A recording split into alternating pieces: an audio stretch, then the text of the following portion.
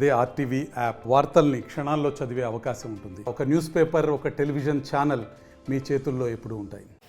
ఇక్కడికి వచ్చినటువంటి మీడియా మిత్రులందరికీ నా నమస్కారాలు తెలియజేస్తూ ఈరోజు పత్రికా సమావేశం నిర్వహించడానికి కారణం ఏమంటే, బ్రహ్మంగారు ఏదైతే 400 సంవత్సరాల చరిత్ర కలిగి పరంపరంగా వస్తున్నటువంటి శ్రీ జగద్గురు మధ్విరాట్ పోతులూరి వీరభద్ర స్వామి మఠంలో మఠాధిపతి విషయమై 4 సంవత్సరాలుగా వివాదం నడుస్తూ ఉంది.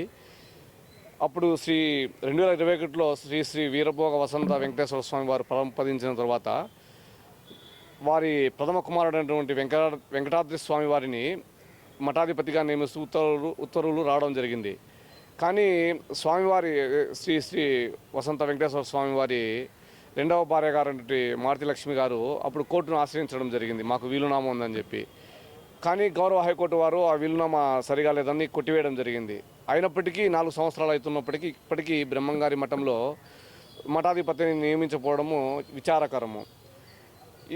ఇంకా దీని విషయం ఏమంటే కనుక, స్వామివారు ఇప్పుడు చిన్న స్వామివారు గోవింద స్వామివారు ఏమని ప్రచారం చేస్తున్నారంటే కనుక సోషల్ మీడియాలో పుట్టుకే ప్రధానము కాదు, పుట్టుకే అర్హత కాదు అని చెప్తున్నాడు. కానీ ఆ స్వామి మరిచిన విషయం కూడా ఏమంటే కనుక, స్వామివారు శ్రీ వీరభోగ వసంత వెంకటేశ్వర స్వామికి జన్మించినారు కావునే మీరు కూడా మాకు అర్హత ఉందని మీరు మఠాధిపతి కోసం పోటీ పడుతున్నారు. కానీ స్వామివారికి తెలియజేసిందంటే కనుక, మీరు హిందూ సంప్రదాయాన్ని గౌరవిస్తే హిందూ సంప్రదాయానుసారం పెద్ద కుమారునికే అర్హత వస్తుంది. కావున మీరు మీ అన్నగారైనటువంటి వెంకటాద్రి స్వామి వారిని మఠాధిపతిగా గౌరవంగా అంగీకరించి వారిని నియమించాలని మీరు కూడా అంగీకారం తెలియజేస్తే బాగుంటుందని కోరుకుంటున్నాము.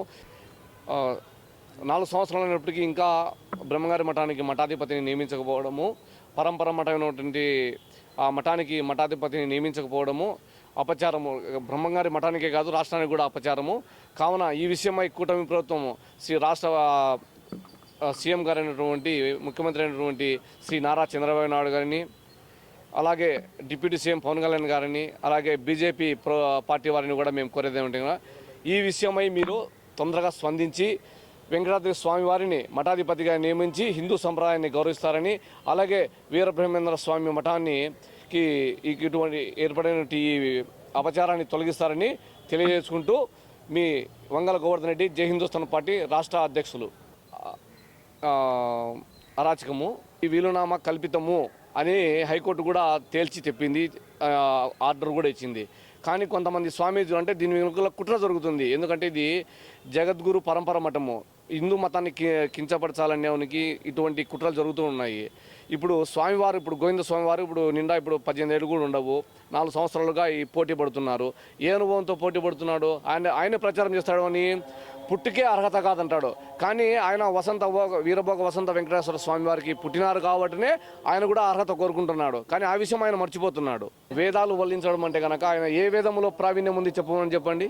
మనకు 4 వేదాలు ఉన్నాయి. 4 వేదంలో ఏ వేదంలో ప్రావీణ్యం సంపాదించినాడు?